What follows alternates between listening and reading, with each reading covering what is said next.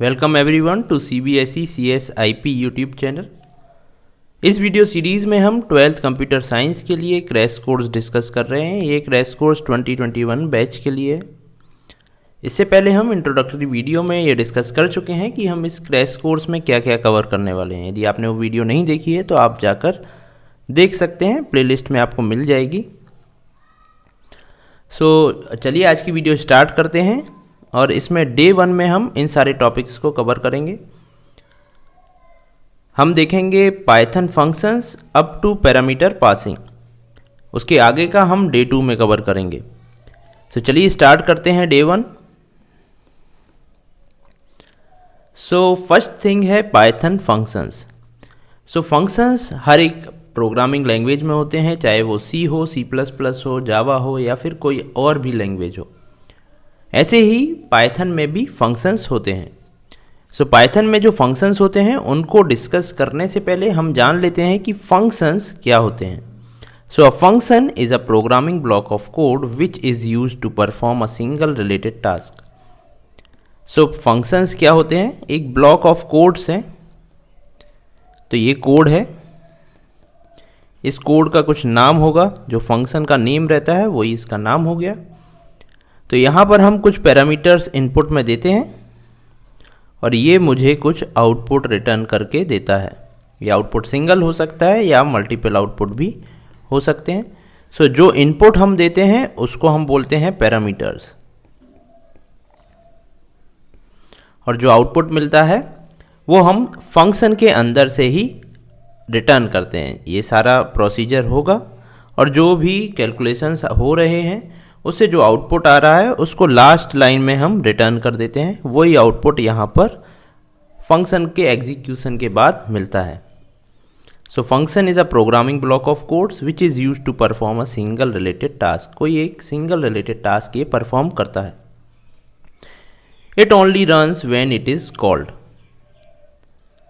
Called का मतलब क्या हुआ? ये मैंने फंक्शन बना दिया। ये फंक्शन कब एग्जीक्यूट होगा? जब आप इसको एग्जीक्यूट करना चाहेंगे। मान लिया एक .py फाइल में ये फंक्शन लिखा हुआ है। .py फाइल है XYZ। ये .py फाइल आप जब एग्जीक्यूट करेंगे तो ये फंक्शन एग्जीक्यूट नहीं होगा। ये कब तक एग्जीक्यूट नहीं होगा? जब तक आप इसको एक्सप्लिसिटली बताएंगे नहीं पाइथन में कि इसको एग्जीक्यूट करना है। वो आप कैसे बताएंगे?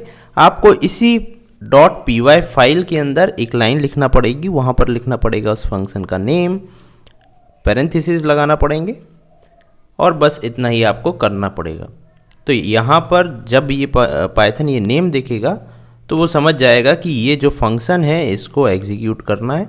तो यहाँ फंक्शन की बॉडी में जाएगा और एक एक करके इस फंक्शन को एग्जीक्यूट करना स्टार्ट कर देगा। तो हमने देखा पैरामीटर्स क्या कहलाते हैं।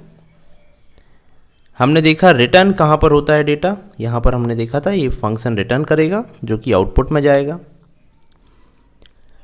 अब कुछ एग्जाम्पल्स देख लेते हैं जो आपको ऑलरेडी पता है लेकिन शायद आपको नहीं पता होगा कि ये पाइथन में फंक्शंस हैं, जैसे कि प्रिंट और लेन। प्रिंट जो है वो एक फंक्शन है। आपने कई बार प्रिंट का यूज़ किया होगा। कुछ भी आउटपुट जब आपको स्क्रीन पर प्रिंट करना पड़ता है तब आप प्रिंट का यूज़ करते हैं। प्रिंट एक फंक्शन है। सिमिलरली लेन, किसी भी स्ट्रिंग की लिस्ट, टपल या डिक्शनरी में जब आप लेंथ निकालते हैं यूजिंग लेन फंक्शन, लेन यहाँ पर एक फंक्शन कहलाता है। कोई भी नेम फंक्शन है आपको कैसे पता चलेगा? उसके आगे पैरेंथेसिस लगे होंगे, small parenthesis, opening and closing parenthesis. तब आप जान सकते हैं कि ये एक फंक्शन है। तो ये तो हो गई फंक्शन की बात। चलिए अभी देख लेते हैं कि पाइथन में हम फंक्शंस कैसे बना सकते हैं। पाइथन में हम देखेंगे writing and calling first function. Function जैसे कि मैंने बताया आपको सबसे पहले एक नेम देना पड़ता है, उसके अंदर कोड लिखना पड़ता है। जैसा कि हमने लास्ट में देखा था, लास्ट स्लाइड में, यहाँ पर आपने इस फंक्शन का नेम दिया था और इसके अंदर सिंगल रिलेटेड टास्क लिखा था। तो वही चीज़ यहाँ पर हो रही है। ये देखिए, ये एक फंक्शन का एग्जाम्पल है। यहाँ पर आप डेफ दे रहे हैं, सो डेफ का मतलब है आप फंक्शन को डिफाइन कर रहे हैं। अभी ये भी समझ जाइए यहाँ पर कि ये जो है फंक्शन का नेम है, ये फंक्शन की बॉडी है। यहाँ पर इसको हम फंक्शन बॉडी बोलते हैं, इसको फंक्शन नेम बोलते हैं, और इस पूरे को with name and body function definition बोलते हैं। तो वही चीज़ यहाँ पर हो रही है, आप डेफ का यूज़ करके पाइथन में फंक्शन डिफाइन कर रहे हैं। सो ये डेफ है, ये फंक्शन का नेम है, उसके बाद आपने पैरेंथेसिस लगाए हैं, उसके बाद आपको देना पड़ता है कोलन, उसके बाद यहाँ पर इंडेंटेशन आपको देना पड़ता है। जो भी आप यहाँ लाइन लिखेंगे वो फंक्शन की बॉडी कहलाएगी और फंक्शन के अंदर रहेगी, जो कि यहाँ पर आपने किया था। तो यहाँ पर 2 लाइन लिखी हुई है, वैल्यू है और रिटर्न है। तो जैसा कि मैंने बताया था, आप जो भी कैलकुलेशन करना चाहते हैं वो कैलकुलेशन करते हैं, फिर लास्ट में रिटर्न करते हैं रिज़ल्ट, जो कि आपको आउटपुट में दिखता है। यहाँ से आउटपुट मिलता है आपको यहाँ से। तो वही चीज़ है, यहाँ पर एक लाइन में आप कुछ कैलकुलेशन कर रहे हैं जिसमें आप वैल्यू में 1 असाइन कर रहे हैं और यहाँ पर इसको रिटर्न कर रहे हैं, जो कि वैल्यू है। वैल्यू में 1 था तो 1 रिटर्न हो जाएगा। अब रिटर्न होके जाएगा कहाँ, तो यहाँ पर हम इसको देख लेते हैं। तो मान लिया ये एक प्रोग्राम लिखा हुआ है जो कि किसी .py फाइल में लिखा है। मान लिया इसका नाम है xyz.py। जब आप xyz.py को एग्जीक्यूट करेंगे तो क्या होगा, आपको पता है जब भी कोई .py फाइल एग्जीक्यूट होती है तो वो लाइन बाय लाइन एग्जीक्यूट होती है। सबसे पहले फर्स्ट लाइन चलती है, फिर सेकेंड लाइन, थर्ड लाइन, इस तरीके से line by line code execute होता है। तो जैसे ही ये कोड एग्जीक्यूट होगा तो पाइथन मेमोरी में, मेमोरी मतलब यहाँ पर रैम में एक ऑब्जेक्ट बनाएगा जिसको फंक्शन ऑब्जेक्ट बोलते हैं। जैसे ही उसने देखा यहाँ पर डेफ लिखा है, डेफ है, उसका नाम है do something. So do something नाम से एक मेमोरी में ऑब्जेक्ट बन जाएगा, डू समथिंग। ये ऑब्जेक्ट का नेम हो गया। अब पाइथन इसके अंदर क्या है वो अभी नहीं देखेगा। क्यों नहीं देखेगा, जैसा कि हमने देखा था कि पाइथन फंक्शन कब कॉल होते हैं, जब आप इसको बोलते हैं पाइथन को कि ये फंक्शन को एग्जीक्यूट करो, तब ये एग्जीक्यूट होता है। तो अभी ये एग्जीक्यूट नहीं होगा, तो इसके अंदर कुछ नहीं होगा। अब ये फर्स्ट लाइन हो गई, उसके बाद यहाँ सेकेंड लाइन पर पाइथन इसको एग्जीक्यूट करेगा। तो यहाँ पर है var, so var is equal to लिखा हुआ है, तो मेमोरी में एक वेरिएबल और बन जाएगा, वेर, जिसका नाम वेर होगा और बॉक्स अभी खाली रहेगा। इस बॉक्स में क्या साइन हो रहा है, is equal to do something. So do something क्या है, डू समथिंग के आगे ब्रैकेट लगा है, मतलब ये फंक्शन है। अब पाइथन यहाँ पर समझ गया कि आप कुछ फंक्शन एग्जीक्यूट करना चाहते हैं, तो वो डू समथिंग को सर्च करेगा आपके कोड में कहाँ पर है। जैसे ही वो सर्च करेगा, यदि उसको डू समथिंग नाम से कुछ डेफ मिलता है, यानी कि फंक्शन डेफिनेशन मिलती है, तो वो उसके अंदर जो फंक्शन बॉडी है उसको एक एक लाइन बाय लाइन एग्जीक्यूट करना स्टार्ट कर देगा। तो अब उसको यहाँ पर मिला वैल्यू। तो यहाँ इस फंक्शन बॉडी के अंदर मेमोरी में वैल्यू नाम से एक बॉक्स बन जाएगा जिसमें 1 असाइन हो जाएगा। उसके बाद नेक्स्ट लाइन है return, return value. So value क्या है, अभी 1 है मेमोरी में, सो अब 1 रिटर्न हो जाएगा। रिटर्न का मतलब क्या है, ये फंक्शन पूरा एग्जीक्यूट हो गया है, तो लास्ट लाइन में ये रिटर्न कर देगा इस फंक्शन से क्या रिजल्टेंट आउटपुट आया है। जैसा कि हमने यहाँ पर देखा था, लास्ट लाइन में जो रिटर्न होता है वही आउटपुट में जाता है। तो अब यहाँ से रिटर्न होगा आउटपुट। तो अब ये वैल्यू जिसकी वैल्यू थी 1 वो रिटर्न हो जाएगी, कहाँ जाएगी, यहाँ पर रिप्लेस हो जाएगी। तो ये फंक्शन कॉल हुआ था, इसकी जगह जो वो फंक्शन रिटर्न कर रहा है वो वैल्यू यहाँ पर आ जाएगी जो कि है 1। तो अब यहाँ पर देखिए आप, यहाँ पर 1 आ जाएगा। अब पाइथन आएगा नेक्स्ट लाइन पर। तो नेक्स्ट लाइन क्या है, प्रिंट वेर। सो वेर क्या है यहाँ पर, ये रहा, जिसकी वैल्यू 1 है। तो अब आउटपुट मेरा 1 आ जाएगा। तो ये जो आपने यहाँ पर किया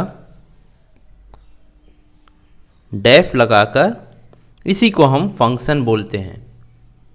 तो ये कब एग्जीक्यूट हुआ, ये एग्जीक्यूट हुआ जब आपने इसको एक्सप्लिसिटली कॉल किया। सो जब प्रोग्रामर किसी फंक्शन को कॉल करना चाहता है तो उस फंक्शन का नेम विथ ब्रैकेट्स देता है, तो वो फंक्शन कॉल हो जाता है। तो इसको बोलते हैं हम फंक्शन कॉल। ये जो लिखा हुआ है ये है फंक्शन कॉल। फंक्शन कॉल, यहाँ पर ये है फंक्शन डेफिनेशन।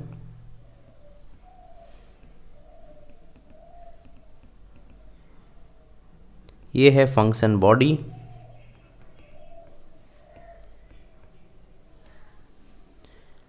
तो ये 3 चीज़ आपको याद रखना है, फंक्शन डेफिनेशन, फंक्शन बॉडी और फंक्शन कॉल। जब फंक्शन कॉल होता है जहाँ से, वहीं पर वैल्यू रिटर्न होती है। जब ये फंक्शन कुछ रिटर्न करेगा तो वहीं पर वैल्यू आएगी वापस। तो ये हो गया फर्स्ट फंक्शन जो हमने पाइथन में देख लिया। तो अब आपको एक बेसिक आइडिया लग गया होगा कि पाइथन में हम फंक्शंस कैसे बनाते हैं। आगे बढ़ते हैं अब हम, और यहाँ पर 2 चीज़ आपने देखी, डेफ देखा था और रिटर्न। तो डेफ और रिटर्न को हम डिस्कस कर लेते हैं। सबसे पहले हम डेफ देखते हैं।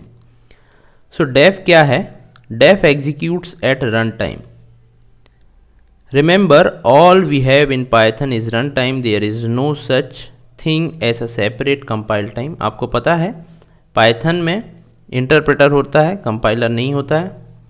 तो यहाँ पर कोई कंपाइल टाइम भी नहीं होगा। सो जो डेफ है ये रन टाइम पर एग्जीक्यूट होता है, यानी कि जब आप प्रोग्राम चलाएंगे तभी इसकी पाइथन कंप्यूटर की मेमोरी में एक ऑब्जेक्ट बनाएगा, डू समथिंग, जो हमने लास्ट एग्जाम्पल में देखा था। सो ये होगा रन टाइम पर, यानी कि जब आप .py फाइल को एग्जीक्यूट करेंगे या रन करेंगे। The def statement creates a function object. तो ये जो डेफ है ये फंक्शन ऑब्जेक्ट बनाएगा। ये एक ऑब्जेक्ट है मेमोरी में जिसको हम फंक्शन ऑब्जेक्ट बोलेंगे, जिसका नाम फंक्शन के नेम जैसा रहेगा। And assign it to a name, इसका नाम असाइन कर देगा। It is generally the function name we have provided. So जो आप फंक्शन नेम देंगे वही यहाँ पर इस ऑब्जेक्ट का नेम होगा। Because function definition happens at run time, there is nothing special about the function name, what's important is the object to which it refers. अच्छा, अब यहाँ पर एक चीज़ देखिए आप, अगर ये एक फंक्शन नेम है जो कि इस ऑब्जेक्ट को, ये जो मेमोरी में बना है उसको रेफ़र कर रहा है, अगर मैं एक नया वेरिएबल बना दूं, यहाँ पर आप देख सकते हैं, जिसका नाम है new name. So new name बना दिया। अब न्यू नेम क्या करेगा, new name is equal to है डू समथिंग। आप यहाँ पर ध्यान से देखिए, यहाँ ब्रैकेट्स नहीं लगे हुए हैं, यानी कि मैं फंक्शन कॉल नहीं कर रहा हूँ, सिर्फ ये जो वैल्यू है उसको लिख रहा हूँ। यानी कि अब ये डू समथिंग जिसको रेफ़र कर रहा है ये भी उसी को रेफ़र करने लगेगा। तो अब आप फंक्शन कॉल जैसे डू समथिंग करते थे, डू समथिंग,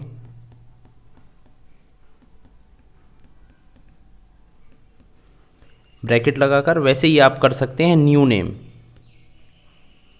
तो यहाँ पर मैंने न्यू नेम जो दिया था उसके आगे ब्रैकेट लगा दिया। तो अब कॉल होगा यही चीज़ कॉल होगी। तो जब ये कॉल होगी ये रिटर्न करेगा 1, तो 1 असाइन हो जाएगा वेर में और आउटपुट आ जाएगा 1। सो आप किसी नए वेरिएबल में भी फंक्शन का नेम देके विदाउट पैरेंथेसिस नया नेम फंक्शन को दे सकते हैं। सो यही थर्ड पॉइंट बताता है, there is nothing special about the function name, what's important is the object to which it refers. ये इंपॉर्टेंट है, जिस ऑब्जेक्ट को ये रेफ़र कर रहा है मेमोरी में। चाहे यहाँ पर आप कर दें पॉइंट, चाहे इससे पॉइंट कर दें, जब आप कॉल करेंगे तो यही रन होगा। सो ये है डेफ स्टेटमेंट। नेक्स्ट है रिटर्न स्टेटमेंट। सो आपने देखा था लास्ट में यहाँ पर रिटर्न लिखा हुआ था। सो रिटर्न क्या है, इसी को हम देख रहे हैं। It returns value back to the caller. आपने फंक्शन कॉल देखा था, जैसे यहाँ पर ये एक फंक्शन कॉल है।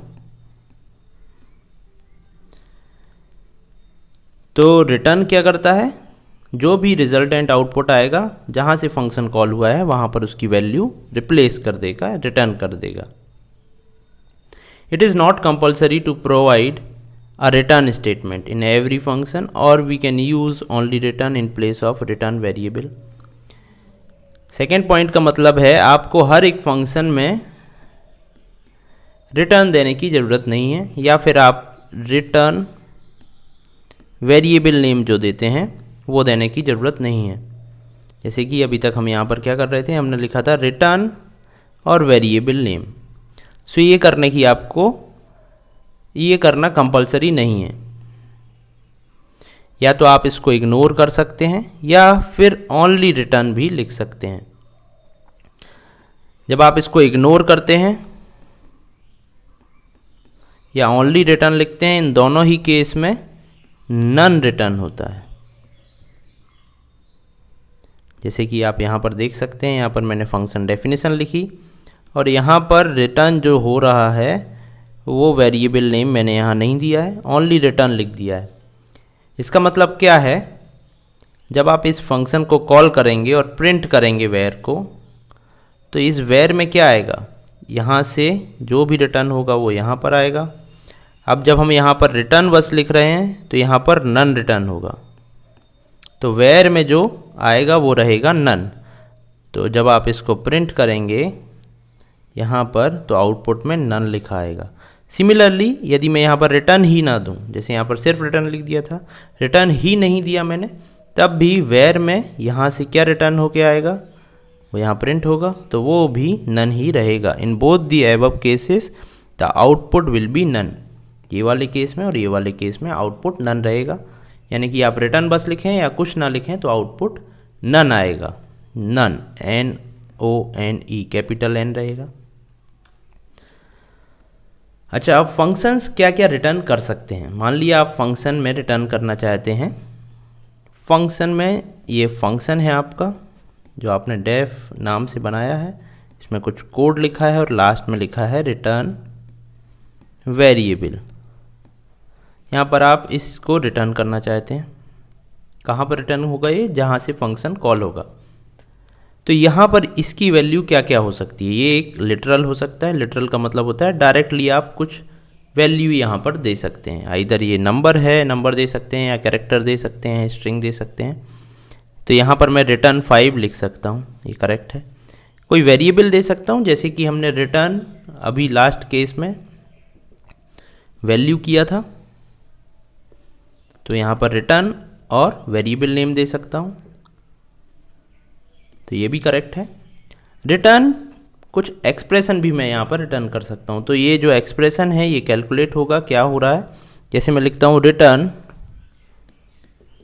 4 + 2, तो इसका आउटपुट होगा 6, तो यहाँ पर रिटर्न 6 हो जाएगा, 6 रिटर्न हो जाएगा। ये कब कैलकुलेट होगा, ये पाइथन इंटरनली कैलकुलेट कर लेगा कि इसकी वैल्यू क्या है, उस वैल्यू को रिटर्न कर देगा। तो आप एक्सप्रेशन भी रिटर्न कर सकते हैं। Returning more than one value, आपने एक फंक्शन बनाया जिसका नाम fun है। यहाँ पर आप कुछ रिटर्न कर रहे हैं, क्या रिटर्न कर रहे हैं, आप 3 वैल्यूज़ एक साथ रिटर्न कर रहे हैं, 1, 2, 3। आप कितनी भी वैल्यूज़ किसी फंक्शन से रिटर्न कर सकते हैं। जब आप उस फंक्शन को कॉल करेंगे तो ये एग्जीक्यूट होगा लाइन बाय लाइन, और जो भी वैल्यूज़ रिटर्न हो रही हैं वो वापस फंक्शन कॉल में आ जाएंगी। तो यदि आप लिखते हैं a, b, c = fun, ये तो ये जो चीज़ है ये रिप्लेस हो जाएगी रिटर्न से। रिटर्न क्या हो रहा है, a, b, c = हो जाएगा 1, 2, 3। ये जो फंक्शन है 1, 2, 3 से रिप्लेस हो जाएगा, तो a में चला जाएगा 1, बी में 2 और सी में 3। तो कुछ इस तरीके से ये वैल्यूज़ वेरिएबल्स में असाइन हो जाएंगी और जब आप इसको प्रिंट करेंगे तो 1 2 3 प्रिंट हो जाएगा। अब हम बात करेंगे डिफरेंट टाइप्स के फंक्शंस की। कौन कौन से डिफरेंट टाइप्स के फंक्शंस होते हैं, ये जनरली एग्जाम में भी पूछा जा सकता है। सो बेसिकली यहाँ पर 3 टाइप्स के फंक्शंस लिखे हुए हैं। पहला होता है built in function. Built in function का मतलब होता है जब आप पाइथन इंस्टॉल करते हैं तो पाइथन जिसने बनाई है वो कुछ इनबिल्ट फंक्शंस उसमें देता है, जिसकी कोडिंग आपको नहीं करना पड़ती है, आपको सिर्फ उसके नेम से उसको कॉल करना पड़ता है। जैसे कि प्रिंट हुआ, लेन हुआ, ये सारे फंक्शंस हैं जो कि बिल्ट इन फंक्शंस हैं। इनका कोड आपने नहीं लिखा है, ये पाइथन ने आपको प्रोवाइड किए हैं, तो इनको हम बोलते हैं बिल्ट इन फंक्शंस। एक होते हैं यूज़र डिफाइंड फंक्शंस, जैसे हमने अभी डू समथिंग लिखा था। सो डू समथिंग हमने खुद बनाया है, यूज़र ने बनाया है, इसलिए इसको हम यूज़र डिफाइंड फंक्शंस बोलेंगे। कुछ फंक्शंस रहते हैं जो मॉड्यूल के अंदर रहते हैं। बेसिकली 2 टाइप के ही फंक्शंस होते हैं। तीसरे टाइप का जो फंक्शन है वो मॉड्यूल के अंदर रहता है। जब आप किसी मॉड्यूल के फंक्शंस को यूज़ करना चाहते हैं तो आपको सबसे पहले उस मॉड्यूल को इंपोर्ट करना पड़ेगा। जैसे कि मैथ मॉड्यूल आपने पढ़ा होगा, तो इंपोर्ट मैं मैथ करूँगा, फिर इस मॉड्यूल के मैं फंक्शंस को यूज़ कर सकता हूँ। तो ये मैथ मॉड्यूल का फंक्शन है POW, इसको यूज़ करने के लिए मुझे लिखना पड़ेगा मैथ डॉट। सो इन फंक्शंस को जो मॉड्यूल के अंदर होते हैं उसको बोलते हैं फंक्शंस डिफाइंड इन मॉड्यूल्स। सो ये मॉड्यूल किसी मॉड्यूल के अंदर फंक्शंस होते हैं।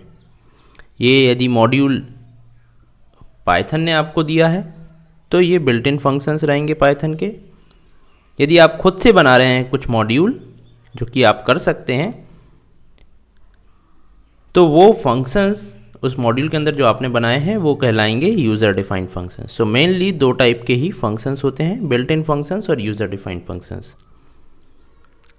अब कुछ एडवांटेज हम देख लेते हैं। जो टास्क आप परफॉर्म कर रहे हैं वो नॉर्मली भी हो सकता है, लेकिन आप फंक्शंस क्यों बनाते हैं, तो उसके कुछ एडवांटेजेस हैं। Program development made easy and fast.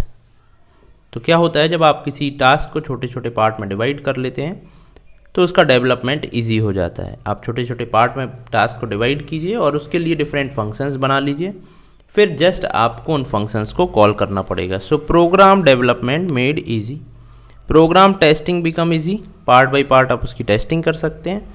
Code sharing become possible. So code sharing भी आप आसानी से कर सकते हैं, क्योंकि एक फंक्शन एक सिंगल रिलेटेड टास्क होता है जिसका एक नेम होता है, तो आप इस पूरे ही पार्ट को उठा के किसी दूसरे प्रोग्राम में भी यूज़ कर सकते हैं। सो कोड रीयूजेबिलिटी इंक्रीजेस, उसका शेयरिंग भी पॉसिबल हो जाएगा। इंक्रीज प्रोग्राम रीडेबिलिटी, जब आप टास्क को डिवाइड कर देंगे छोटे छोटे फंक्शंस में तो इसकी रीडेबिलिटी इजी हो जाएगी। तो आपको पता रहेगा ये एक टास्क है, ये दूसरा टास्क है, ये थर्ड, ये फोर्थ, इस तरीके से टास्क हैं। सो कोड की रीडेबिलिटी भी इंक्रीज हो जाती है। Function facilitates procedural abstractions. Procedural abstraction क्या होता है कि ये जो फंक्शन के अंदर जो प्रोसीजर है वो आपको जानने की फिर ज़रूरत नहीं होती। जब आप फंक्शन बना देते हैं, आप सिर्फ उसका नेम लिखेंगे और वो फंक्शन अपना टास्क परफॉर्म करके देगा। जैसे कि आपने प्रिंट देखा होगा, आप प्रिंट करते हैं हेलो, तो स्क्रीन पर हेलो प्रिंट हो जाता है, लेकिन आपको नहीं पता ये स्क्रीन पर कैसे प्रिंट कर रहा होगा। ये एब्स्ट्रैक्ट है, ये आपसे छुपा हुआ है। तो प्रोसीजरल एब्स्ट्रैक्शन फंक्शन से आपको मिल जाती है। Functions facilitates the factoring of code. ये सेम चीज़ है कि फैक्टरिंग ऑफ कोड का मतलब हुआ कि आप छोटे छोटे पार्ट में उसको डिवाइड कर ले रहे हैं कोड को, और फिर आप उसको डेवलप कर रहे हैं। सो ये कुछ एडवांटेजेस थे फंक्शंस के। हम आगे बढ़ते हैं और देखते हैं पाइथन वेरिएबल स्कोप। जब आप फंक्शंस बनाते हैं, जैसे आपने ये फंक्शन बनाया, यहाँ पर एक फंक्शन बनाया, तो ये फंक्शन के अंदर की बॉडी है, इसको हम फंक्शन बॉडी बोलते हैं। ये आपका पूरा पाइथन कोड है। तो यदि मैं इसको यहाँ पर कुछ इस तरीके से कर दूँ तब आप इसको आसानी से समझ सकते हैं। यदि ये xyz.py फाइल है जिसके अंदर ये एक फंक्शन है, ये फंक्शन की बॉडी है। अब इस xyz.py के अंदर आप कोड देखिए, सबसे पहली लाइन लिखी है var9, मतलब एक वेरिएबल है जिसका नाम है var9 जिसमें 9 असाइंड है। ये एक फंक्शन बना हुआ है जिसके अंदर दो लाइन लिखी हुई है। पहली लाइन में var9 इज इक्वल टू 10 है, यानी कि इस .py फाइल के अंदर दो var9 है, एक ये रहा एक ये रहा। एक है इस फाइल के अंदर ग्लोबली, दूसरा इस फंक्शन के अंदर लोकली। तो यहाँ पर हमने दो टर्म डिस्कस किए, एक तो है ग्लोबल, दूसरा है लोकल। सो ये ग्लोबल एंड लोकल कहलाते हैं वेरिएबल स्कोप। तो चलिए इसको देखते हैं क्या है ये और कैसे काम कर रहा है। तो यहाँ पर क्या हो रहा है, सबसे पहले यदि पाइथन का ये कोड एग्जीक्यूट होगा .py फाइल तो var9 इज इक्वल टू 9 होगा। तो जब ये कोड एग्जीक्यूट होगा तो मेमोरी में var9 इज इक्वल टू, ये var9 का बॉक्स बनेगा, उसमें 9 असाइन हो जाएगा। उसके बाद def fun हुआ तो ये फंक्शन डिफाइन हो गया जिसका नाम fun है। अभी इसके अंदर कुछ नहीं होगा क्योंकि ये टास्क अभी रन नहीं होगा। तो यहाँ पर अभी मेमोरी में सिर्फ एक var9 है। अब यहाँ पर फंक्शन एग्जीक्यूट हुआ fun। तो अब फंक्शन एग्जीक्यूट हुआ तो कंट्रोल जाएगा फंक्शन एग्जीक्यूट करने और फंक्शन बॉडी के अंदर एक एक लाइन एग्जीक्यूट होगी। तो var9 अब यहाँ पर ये वाली लाइन चलेगी तो इसके अंदर भी एक var9 बन जाएगा जिसके बॉक्स में 10 असाइन हो जाएगा। अब इसके बाद एग्जीक्यूट होगी ये वाली लाइन जहाँ पर हो रहा है प्रिंट इनसाइड, इनसाइड यहाँ पर कोट्स में लिखा हुआ है तो इनसाइड डायरेक्टली स्क्रीन पर प्रिंट होगा कॉमा var9।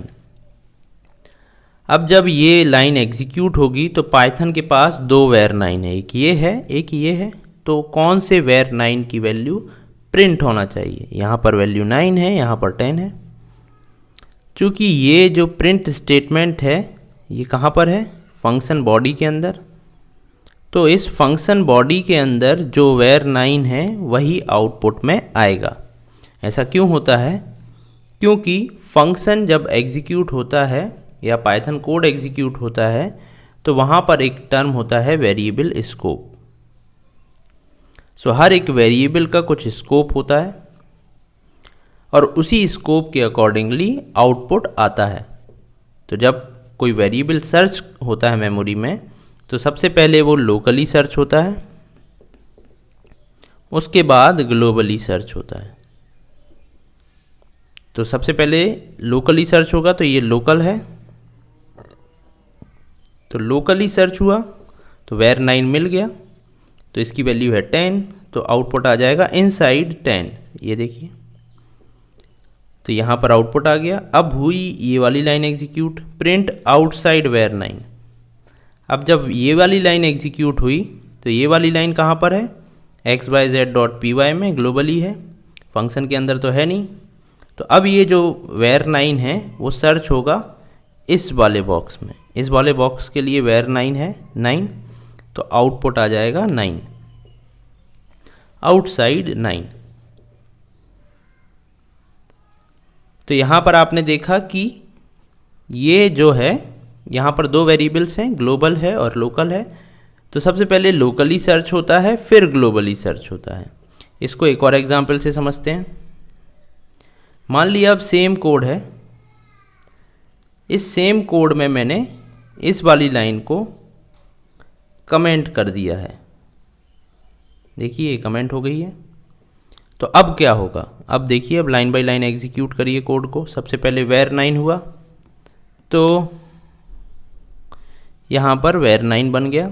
उसके बाद फंक्शन डेफिनेशन चली तो ये फंक्शन बन गया। उसके बाद यहाँ पर ये वाली लाइन कमेंटेड है तो ये नहीं चलेगी। उसके बाद हुआ प्रिंट इनसाइड var9। तो अब जैसा हमने देखा था लोकली पहले सर्च होता है फिर ग्लोबली सर्च होता है, तो ये वाली लाइन कहाँ पर है, ये वाली लाइन है फंक्शन के अंदर। तो अब जो वैल्यू सर्च होगी वो यहाँ पर सर्च होगी। तो यहाँ पर var9 है, नहीं है, तब ग्लोबली सर्च होगी, ये ग्लोबल है। यहाँ पर var9 है क्या, यस है यहाँ पर var9, तो जिसकी वैल्यू है 9, तो यहाँ पर आ जाएगा इनसाइड 9। आउटपुट में देखिए आप इनसाइड 9 लिखा है। अब हम आते हैं इस वाली लाइन पर। अब यहाँ पर सर्च हो रहा है आउटसाइड var9, तो ये वाला जो कोड है वो कहाँ पर है, ग्लोबली है, ये वाली लाइन। सो ग्लोबली अब सर्च होगा var9 जिसकी वैल्यू अगेन 9 है, तो आउटपुट आ जाएगा आउटसाइड 9। तो यहाँ पर आपने दो चीज़ देखी, यदि फंक्शन के अंदर सेम वेरिएबल है var9 तो आउटपुट आता है इनसाइड 10 आउटसाइड 9। अगर इसको मैं कमेंट कर देता हूँ या हटा देता हूँ तो इनसाइड 9 आउटसाइड 9, यानी कि जो ग्लोबल वेरिएबल है उसकी वैल्यू प्रिंट होती है। तो यहाँ पर आपने दो वेरिएबल्स देखे, पहला है लोकल, दूसरा है ग्लोबल। थर्ड टाइप का भी वेरिएबल होता है जिसको हम बोलते हैं नॉन लोकल। ये होता है नेस्टेड फंक्शंस में। इसको भी हम देख लेंगे क्या होता है। So types of variable scope अब हम डिस्कस कर लेते हैं। तो there are 3 types of variables, local variable, global variable और नॉन लोकल वेरिएबल। लोकल और ग्लोबल आप समझते हैं, अभी हमने डिस्कस किया था। जैसे एक ये फंक्शन है, यहाँ पर जो y है ये लोकल है, लोकल टू फू फंक्शन, फंक्शन का नाम है फू, तो ये एक लोकल वेरिएबल हो गया। ग्लोबल वेरिएबल क्या होते हैं, a variable declared outside the function और इन ग्लोबल स्कोप। सो ये मान लिया एक फंक्शन था। अब ये जो x है ये x कहलाता है ग्लोबल वेरिएबल, क्योंकि ये ग्लोबली फाइल में डिक्लेयर्ड है। इसको बोलते हैं वेरिएबल डिक्लेरेशन। जब आप करते हैं x = 10, ये है वेरिएबल डिक्लेरेशन कहलाता है। वही चीज़ मैं यहाँ पर बोल रहा हूँ, जो आपने यहाँ पर ये वेरिएबल डिक्लेयर किया है ये ग्लोबली है। अब नॉन लोकल क्या होता है, नॉन लोकल वेरिएबल क्या होते हैं, ये जैसे कि मैंने आपको बताया था ये नेस्टेड फंक्शंस में होते हैं। तो यहाँ पर आपकी ये .py फाइल है, ये xyz.py, ये पूरा कोड लिखा है आपका। अब यहाँ पर एक फंक्शन ये है जिसका नाम है इनर,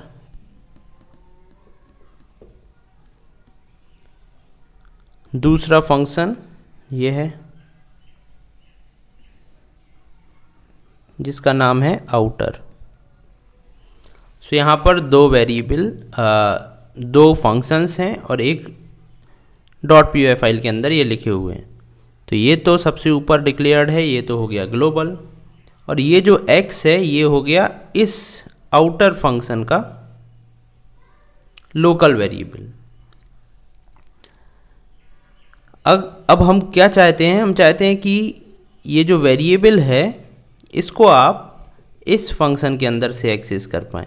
यदि आप यहाँ पर एक नया वेरिएबल बनाते हैं x, तो ये जो x है ये इस फंक्शन के अंदर ही एक्सेस होगा। यदि आप इसको एक्सेस करना चाहते हैं तो आपको यहाँ पर नॉन लोकल लिखना पड़ता है। वह भी हम डिस्कस करेंगे ये कैसे होता है, एक एक करके हम तीनों को देख लेते हैं। सबसे पहले हम देखते हैं लोकल वेरिएबल को। तो ये लोकल वेरिएबल है, आपने प्रिंट बाय किया तो लोकल 19 प्रिंट हो गया, ये तो बहुत सिंपल है। दूसरा है ग्लोबल वेरिएबल, जैसा कि हमने अभी थोड़ी देर पहले डिस्कस किया था। यहाँ पर आपने ग्लोबली डिक्लेयर कर दिया इसको ग्लोबल 19, तो क्या होगा जब आप इसको फंक्शन के अंदर से भी प्रिंट करेंगे तो ग्लोबल 19 होगा, फंक्शन के बाहर से भी प्रिंट करेंगे ग्लोबल 19 होगा, क्योंकि इस फंक्शन के अंदर कोई भी x वेरिएबल और दूसरा नहीं है। तो यहाँ पर आपने देखा कि सबसे पहले लोकल वेरिएबल सर्च होते हैं, दूसरे नंबर पर आपने देखा ग्लोबल वेरिएबल सर्च होते हैं। सबसे पहले लोकली सर्च होगा वेरिएबल, यदि नहीं मिलता है तो फिर ग्लोबली सर्च होगा। इन दोनों के बीच में एक चीज़ और आती है जिसको बोलते हैं नॉन लोकल। तो बेसिकली ये जो है ये थर्ड नंबर पर चेक होता है, ये होता है सेकंड नंबर पर चेक। सबसे पहले लोकल सर्च होता है, फिर नॉन लोकल होता है, फिर होता है ग्लोबल। नॉन लोकल कब सर्च होता है? जब फंक्शंस आपने नेस्टेड फंक्शंस लिखे हों। जैसे नेस्टेड लूप होता है, फॉर लूप के अंदर एक और फॉर लूप, ऐसे ही नेस्टेड फंक्शंस होते हैं, एक फंक्शन डेफिनेशन के अंदर दूसरी फंक्शन डेफिनेशन। जैसे कि अभी हमने देखा था थोड़ी देर पहले नीचे, ये एक फंक्शन डेफिनेशन के अंदर दूसरी फंक्शन डेफिनेशन। तो सबसे पहले लोकल में सर्च होगा, फिर यदि नेस्टेड फंक्शंस हैं तो नॉन लोकल में सर्च होगा, फिर होगा ग्लोबल में सर्च। तो यहाँ पर आपने देखा ग्लोबल 19 प्रिंट हुआ। यदि इसके अंदर एक और x वेरिएबल है तो जब आप प्रिंट करेंगे तो ये वाला यहाँ पर इनसाइड लोकल 19 होगा और आउटसाइड ग्लोबल 19 होगा, जैसा कि हमने अभी थोड़ी देर पहले डिस्कस किया था। अब हम आते हैं नॉन लोकल वेरिएबल पर। सो ये सबसे पहले आपको याद रखना है, नेस्टेड फंक्शंस में ही यूज़ होते हैं। यदि नेस्टेड फंक्शन है तभी ये यूज़ होंगे।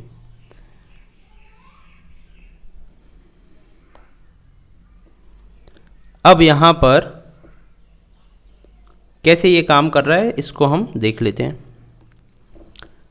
तो जब कोड एग्जीक्यूट होगा तो मेमोरी में, ये मेमोरी हम बना लेते हैं, ये मेमोरी बन गई, ये मेमोरी है कंप्यूटर की, रैम है। यहाँ पर क्या होगा, सबसे पहले पहली लाइन एग्जीक्यूट हुई, x is equal to global. So यहाँ पर एक x बनेगा जिसकी वैल्यू ग्लोबल रहेगी। उसके बाद एक डेफिनेशन आउटर, तो ये आउटर डेफिनेशन फंक्शन बन गया जिसका नाम है आउटर। इस आउटर के अंदर क्या है अभी एग्जीक्यूट नहीं होगा। अब इसके बाद फंक्शन कॉल हो रहा है आउटर, तो यानी कि ये फंक्शन कॉल हुआ। तो अब इस फंक्शन के अंदर चलते हैं। अब इस फंक्शन के अंदर फर्स्ट लाइन है x is equal to local, तो यहाँ पर एक x बन जाएगा जिसकी वैल्यू होगी लोकल। फिर एक और फंक्शन यहाँ पर बन रहा है, इसको मैं दूसरे कलर से बनाता हूँ। एक और फंक्शन यहाँ पर बन रहा है जो फंक्शन है आउटर, सॉरी इनर फंक्शन है ये, इनर, ये वाला फंक्शन है इनर। अब इस फंक्शन के अंदर क्या है, ये अभी एग्जीक्यूट नहीं होगा। जब ये फंक्शन कॉल होगा तब ये एग्जीक्यूट होगा। तो यहाँ पर ये फंक्शन कॉल हो रहा है, तो अब इसके अंदर क्या है वो एक एक करके बनेगा। तो यहाँ पर लिखा हुआ है non local x। Non local x का मतलब हुआ कि अब ये जो यहाँ पर x बनेगा, यानी कि ये वाला x जो यहाँ पर बन रहा है वो आपने यहाँ पर उसको नॉन लोकल डिफाइन कर दिया।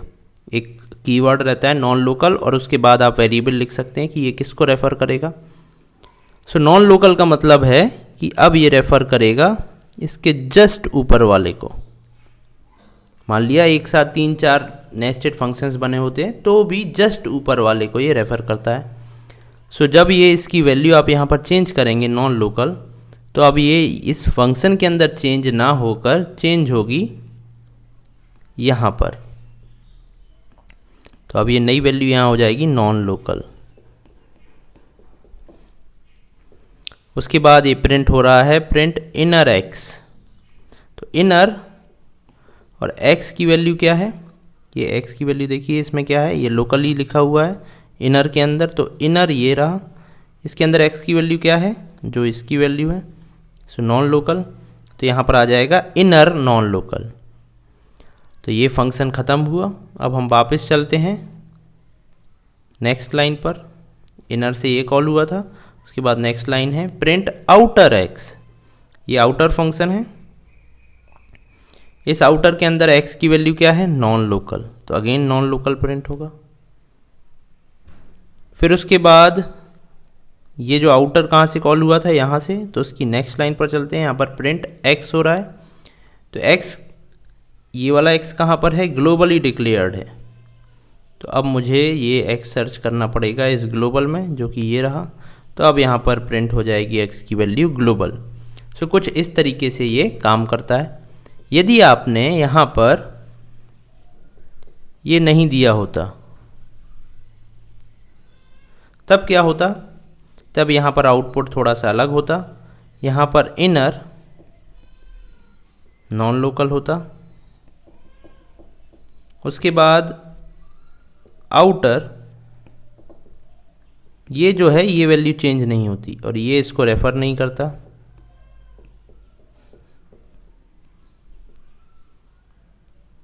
तो यहाँ पर x की एक अलग से वैल्यू बनती जिसकी वैल्यू नॉन लोकल थी और इसकी वैल्यू लोकल ही रहती।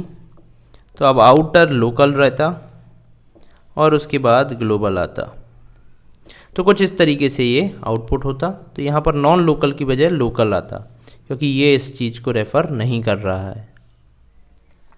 सो ये था नॉन लोकल वेरिएबल्स, जिसमें आप नॉन लोकल कीवर्ड का यूज़ करके उसके जस्ट ऊपर वाले वेरिएबल को रेफ़र कर सकते हैं। इसको यदि मैं यहाँ पर नॉन लोकल लगाऊंगा तो ये इसको एक्सेस करेगा।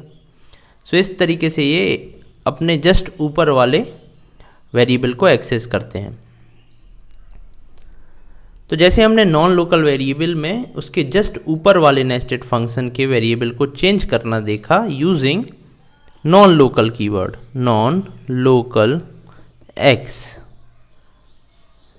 तो सिमिलरली हम ग्लोबल वेरिएबल भी रेफ़र कर सकते हैं। जैसे कि आप ये एग्जांपल देखिए, इस एग्जांपल में ये मान लिया यहाँ पर एक xyz.py फाइल है जिसमें आपका कोड लिखा हुआ है। तो यहाँ पर इस फंक्शन के अंदर जो है वो इसका लोकल होगा और यहाँ पर जो है ये ग्लोबल होगा। तो यदि आप चाहते हैं कि इस फंक्शन के अंदर जो x है वो ऊपर वाले x को रेफ़र करे तो आप यहाँ पर देंगे ग्लोबल x और यहाँ पर ये इसको रेफ़र करने लगेगा।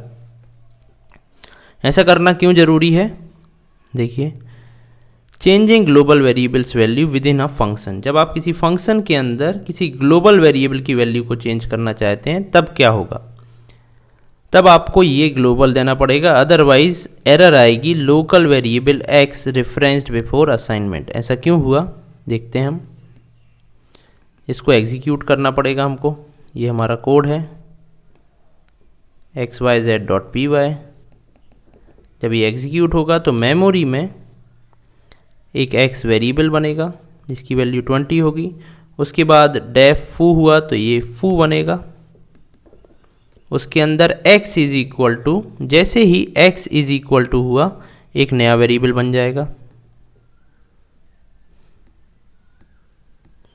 x, जिसमें अभी कुछ नहीं रहेगा, जिसमें रहेगा x इंटू 10। सो x इंटू 10, x इंटू 10। सो x की वैल्यू क्या है, अब ये x कहाँ सर्च होगा, ये x है फंक्शन फू के अंदर, तो इसी फू के अंदर x सर्च होगा। तो इस फंक्शन के अंदर x ये रहा, लेकिन इसकी कोई वैल्यू अभी तक असाइन ही नहीं हुई है, तो इसलिए यहाँ पर एरर आ जाएगी local variable x referenced before assignment. यहाँ पर कुछ असाइन ना होने से पहले ही इस लोकल वेरिएबल को रेफ़र किया गया, यहाँ पर एरर आ जाएगी। तो इस एरर को रिमूव करने के लिए हमको यहाँ लिखना पड़ेगा ग्लोबल x, और फिर आप इसको रन करेंगे तो क्या होगा। अब हम इस कोड को छोड़िए आप, अब इसको रन करते हैं, ठीक है। तो यहाँ पर x इज इक्वल टू 20 हुआ, ये 20 आ गया, फू बना, फू बन गया। अब यहाँ पर फू कॉल हुआ तो इस फू के अंदर ग्लोबल x हुआ। तो अब यहाँ पर क्या होगा, यहाँ पर ये जो x है ये रेफ़र करेगा ग्लोबल x को, क्योंकि यहाँ पर ये लाइन लिखी हुई है। फिर हुआ x इज इक्वल टू, तो x is equal to x into 10 हुआ। तो अब इस x की वैल्यू यहाँ पर कितनी हो गई है, 20 इंटू 10। सो 200 अब यहाँ पर असाइन हो जाएगा।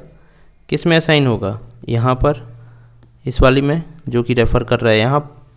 तो अब यहाँ पर 200 हो जाएगा।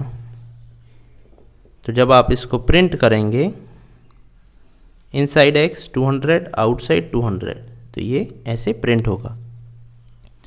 सो ये है ग्लोबल कीवर्ड, जिसके थ्रू आप ग्लोबल वेरिएबल को एक्सेस कर सकते हैं और लोकल नॉन लोकल का यूज़ करके आप जस्ट ऊपर वाले नेस्टेड फंक्शन के वेरिएबल को जिसका नेम सेम है उसको एक्सेस कर सकते हैं। अब हम देख लेते हैं पैरामीटर पासिंग। तो जब हम फंक्शंस को डिस्कस कर रहे थे स्टार्टिंग में, तब हमने देखा था कि फंक्शंस में हम कुछ इनपुट देते हैं और ये हमको कुछ आउटपुट देता है। तो जो इनपुट रहता है उसको हम पैरामीटर्स के थ्रू देते हैं। इन्हीं पैरामीटर्स को अब हम डिस्कस करने वाले हैं क्या होते हैं। सो ये दो तरीके के पैरामीटर्स होते हैं, एक होते हैं एक्चुअल पैरामीटर्स, दूसरे होते हैं फॉर्मल पैरामीटर। एक्चुअल और फॉर्मल क्या होते हैं उनको हम देखेंगे अभी, और फॉर्मल पैरामीटर्स के डिफरेंट टाइप्स भी देखेंगे। सबसे पहले हम देख लेते हैं कि ये पैरामीटर्स क्या होते हैं। सो इस एग्जाम्पल को आप देखिए, यहाँ पर एक फंक्शन है जिसका नाम है स्क्वायर। यहाँ ब्रैकेट में एक वेरिएबल लिखा हुआ है x। ये x ही पैरामीटर कहलाता है। अब जब ये आपका कोड, जब ये वाला कोड रन होगा, एग्जीक्यूट होगा, तो सबसे पहले ये वाली लाइन चलेगी। तो स्क्वायर नाम का एक ऑब्जेक्ट मेमोरी में बन जाएगा। उसके बाद r is equal to square, यहाँ पर आपने इस फंक्शन को कॉल किया। तो जब भी आप पैरामीटर वाले फंक्शंस को कॉल करते हैं तब आपको उसमें पैरामीटर भी पास करना पड़ता है। यदि आप पास नहीं करेंगे तो यहाँ पर आपको मिलेगी एरर। तो उसको करेक्ट करने के लिए आपको कैसे करना पड़ेगा, आपको लिखना पड़ेगा स्क्वायर, और किस वैल्यू का स्क्वायर चाहते हैं आपको वो भी देना पड़ेगा। क्यों देना पड़ेगा, क्योंकि यहाँ पर ये x में वैल्यू पास होगी। ठीक है, इसी को हम बोलते हैं पैरामीटर पासिंग। तो अब ये 5 पास हुआ x में, तो x की वैल्यू हो गई 5। तो जब z is equal to x into x हुआ तो यहाँ पर 5 इंटू 5 x की वैल्यू रिप्लेस हो गई। यदि आप यहाँ पर कुछ पास नहीं करेंगे तो यहाँ पर x की वैल्यू नहीं मिलेगी, इसलिए ये प्रोग्राम एरर देगा। अब ये जब कैलकुलेट हुआ तो ये हुआ 25। सो ये 25 अब रिटर्न हो जाएगा। कहाँ रिटर्न हो जाएगा, यहाँ पर। तो अब r की वैल्यू हो जाएगी 25। आप प्रिंट r करेंगे तो आउटपुट आएगा 25। सो कुछ इस तरीके से पैरामीटर पासिंग काम करती है। तो यहाँ पर आपने दो जगह पर पैरामीटर्स देखे।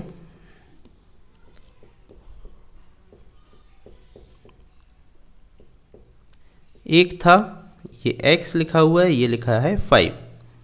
तो पैरामीटर्स दो तरीके के होते हैं। ये जो है ये एक्चुअल वैल्यू है, इसलिए हम इसको बोलेंगे एक्चुअल पैरामीटर।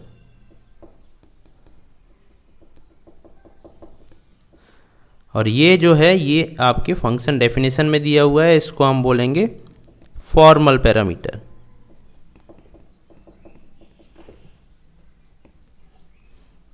तो यही चीज़ यहाँ पर लिखी हुई है। दो तरीके के पैरामीटर्स होते हैं, एक्चुअल पैरामीटर्स या एक्चुअल आर्ग्यूमेंट बोलो आप इसको, फॉर्मल पैरामीटर्स या फॉर्मल आर्ग्यूमेंट। सो आर्ग्यूमेंट और पैरामीटर दोनों ही सेम चीज़ है।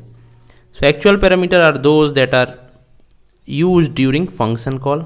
सो एक्चुअल फंक्शन कॉल में यूज़ होते हैं। तो ये फंक्शन कॉल था, आपको पता है फंक्शन जहाँ पर कॉल होता है, तो फंक्शन कॉल में जो यूज़ होते हैं उसको एक्चुअल पैरामीटर। फंक्शन डेफिनेशन में जो यूज़ होते हैं उसको फॉर्मल पैरामीटर। ये फंक्शन डेफिनेशन है, डेफ लिखा है, तो यहाँ पर इसको बोलेंगे हम फॉर्मल पैरामीटर। अब जो ये फॉर्मल पैरामीटर हैं जो फंक्शंस में लिखे हुए हैं, ये 4 डिफरेंट टाइप्स के होते हैं। इन चारों टाइप को अब हम एक एक करके समझ लेते हैं। पहला होता है पोजिशनल आर्ग्यूमेंट और रिक्वायर्ड आर्ग्यूमेंट। इसको रिक्वायर्ड आर्ग्यूमेंट क्यों बोलते हैं, जैसे कि अभी हमने देखा था यहाँ पर यदि आप इस आर्ग्यूमेंट को नहीं देंगे तो एरर आ जाएगी, इसलिए इसको रिक्वायर्ड बोलते हैं कि आपको देना ही पड़ता है। इसको पोजिशनल या रिक्वायर्ड आर्ग्यूमेंट बोला जाता है। सो यहाँ पर यदि आप दे रहे हैं def function name a, b, c, यहाँ पर फंक्शन की बॉडी लिखी है, तो जब आप इस फंक्शन को कॉल करेंगे तो यहाँ पर यदि आप 10, 20 देते हैं तो 10 पास होगा a में, 20 पास होगा b में। और 30 देते हैं तो 30 पास होगा सी में। तो यहाँ पर आपने 3 पैरामीटर दिए हैं, तो यहाँ पर आपको 3 एक्चुअल पैरामीटर्स पास करना पड़ेंगे, 3 एक्चुअल वैल्यूज़ पास करना पड़ेगी। यदि आप 3 वैल्यूज़ पास नहीं करते हैं तो यहाँ पर एरर आ जाएगी, क्योंकि ये रिक्वायर्ड आर्गुमेंट कहलाते हैं। और ये जो तीनों हैं सीरियली एक एक करके असाइन होंगे, इसलिए इनको पोजिशनल आर्गुमेंट बोला जाता है कि जिस पोजीशन पर आप देंगे उसी पोजीशन पर जो पैरामीटर रहेगा उसमें ही ये वैल्यू असाइन होगी, इसलिए हम इसको पोजिशनल आर्गुमेंट बोलते हैं। सेकंड होता है डिफ़ॉल्ट आर्गुमेंट। अब यहाँ पर यदि आप फंक्शन डेफिनेशन में ही वैल्यूज़ असाइन कर देते हैं, x इज इक्वल टू 3 दे दिया, y इज कॉमा करके y इज इक्वल टू 4 दे दिया,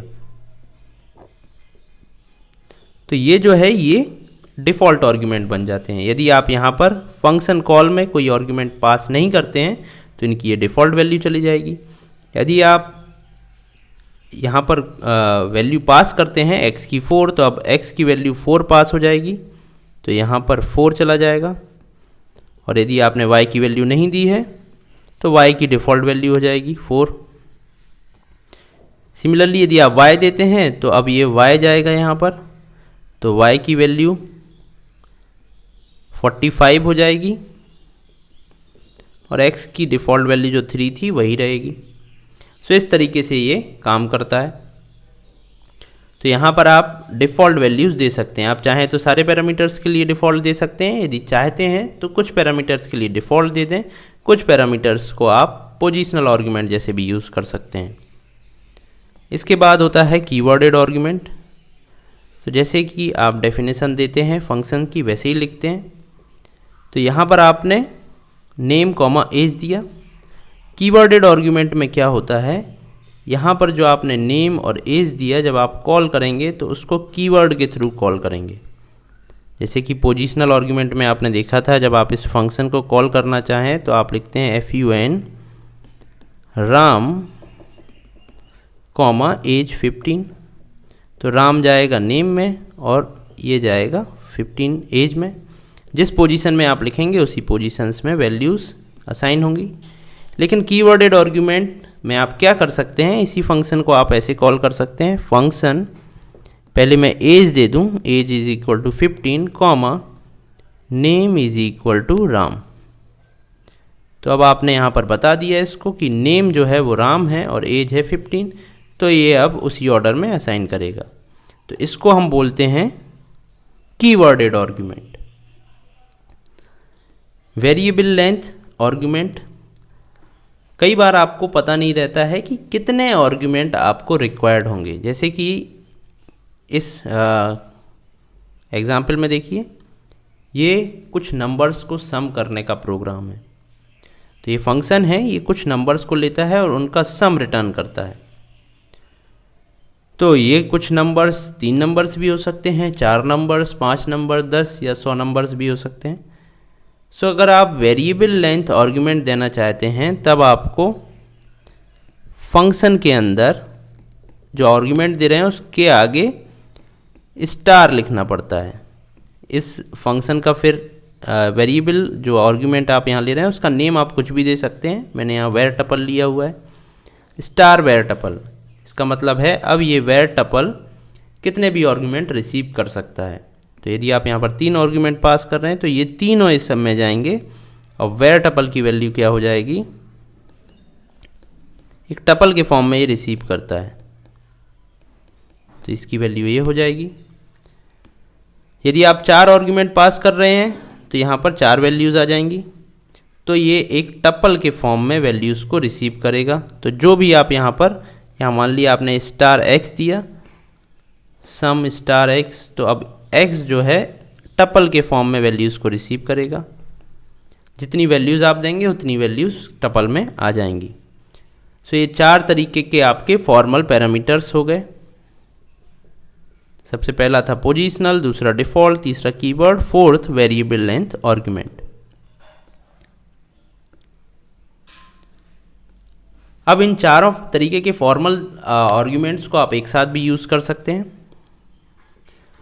सो जब आप बहुत सारे पैरामीटर्स एक साथ देते हैं फंक्शंस में, जिसमें से कुछ पोजिशनल हैं कुछ डिफ़ॉल्ट हैं, तो वो फंक्शन कॉल के टाइम आपको कैसे देना पड़ता है, उनका एक ऑर्डर होता है। सबसे पहले आप पोजिशनल आर्ग्यूमेंट देते हैं, फिर कीवर्डेड आर्ग्यूमेंट देते हैं, फिर लास्ट में वेरिएबल लेंथ आर्ग्यूमेंट देते हैं। तो ये तो हो गई फंक्शन डेफिनेशन। अब इस फंक्शन को कॉल यहाँ पर किया गया है, तो इनमें कौन से करेक्ट हैं कौन से करेक्ट नहीं है वो हम देख लेते हैं। सबसे पहले ये एक फंक्शन कॉल है, interest print is equal to 3000 दिया है, C C is equal to 5 दिया है। तो प्रिंट में जाएगा 3000 और सी सी में जाएगा 5, और बाकी के लिए डिफ़ॉल्ट वैल्यू ऑलरेडी है। इसका मतलब ये वाला करेक्ट है। इसके बाद ये फंक्शन कॉल देखिए, यहाँ पर रेट इज इक्वल टू 0.12 है, तो रेट में अब 0.09 की बजाय यहाँ पर हो जाएगा 12। प्रिंट में 5000, सीसी में 4, तो और टाइम में बाय डिफ़ॉल्ट 2 है तो 2 आ जाएगा। इसका मतलब ये भी करेक्ट है। नेक्स्ट एग्जांपल देखते हैं हम, ये करेक्ट रहा, ये करेक्ट। अब इसके बाद सीसी में 4, तो सीसी में 4 गया। रेट में 0.12, तो इसकी वैल्यू 0.12 हो जाएगी। प्रिंट में 5000, तो अब प्रिंट में 5000 चला गया, तो ये भी करेक्ट है। इसके बाद इस फंक्शन कॉल को देखिए, तो अब यहाँ पर पोजिशनल आर्ग्यूमेंट दिए हुए हैं। तो पहले दिया हुआ है 5000, तो 5000 यहाँ पर असाइन हो जाएगा, 3 सेकंड नंबर वाले पैरामीटर में असाइन हो जाएगा। उसके बाद रेट दिया हुआ है, तो यहाँ पर दिया हुआ है कीवर्ड आर्ग्यूमेंट। सबसे पहले पोजिशनल आर्ग्यूमेंट देना पड़ते हैं, तो ठीक है यहाँ पर दिए हुए हैं। उसके बाद कीवर्डेड आर्ग्यूमेंट वो भी दिए हुए हैं। वेरिएबल लेंथ आर्ग्यूमेंट का यहाँ पर यूज़ नहीं किया गया है, तो ये भी करेक्ट है। अब हम देखते हैं कुछ इनकरेक्ट एग्जाम्पल्स। तो यहाँ पर क्या हो रहा है, रेट में 0.05 गया, तो यहाँ पर असाइन हो गया। अब इसकी वैल्यू हो गई 0.05। अब यहाँ पर 5000, 3 है, तो ये रॉन्ग होगा, क्योंकि यहाँ पर जो 5000 और 3 हैं ये पोजिशनल आर्ग्यूमेंट है। सो पोजिशनल आर्ग्यूमेंट को हमेशा ही सबसे पहले रहना चाहिए, तो ये गलत हो गया। अब यहाँ पर आप देखेंगे नेक्स्ट एग्जाम्पल में यहाँ पर लिखा हुआ है प्रिंसिपल, जबकि प्रिंसिपल नाम का कोई आर्ग्यूमेंट यहाँ पर है ही नहीं, प्रिंट नाम से है, तो ये भी गलत हो गया। उसके बाद एक और एग्जाम्पल यहाँ पर दिया हुआ है जिसमें 500 पास होगा प्रिंट में, टाइम की वैल्यू 2 हो गई, रेट की वैल्यू 0.05 हो गई, टाइम में चला जाएगा, रेट में। लेकिन यहाँ पर सीसी की कोई वैल्यू नहीं है, तो यहाँ पर एटलीस्ट 2 आर्ग्यूमेंट पोजिशनल आर्ग्यूमेंट रहना चाहिए थे, जैसे यहाँ पर है, तो ये भी गलत हो जाएगा। तो ये थे कुछ इनकरेक्ट एग्जाम्पल। अब आपको समझ आ गया होगा कि फंक्शन कॉल में यदि आप more than one types of formal parameters देते हैं तो उनको आप कैसे कॉल कर सकते हैं। अब पॉलीमॉर्फिज्म इन पाइथन फंक्शंस, इसको हम नेक्स्ट वीडियो में डिस्कस करेंगे। तो ये था पाइथन फंक्शन के लिए डे 1, जिसको हमने सक्सेसफुली कंप्लीट किया। यदि आपको कहीं कोई डाउट है किसी भी चीज़ में, तो आप मुझसे कमेंट सेक्शन में डिस्कस कर सकते हैं। Thank you.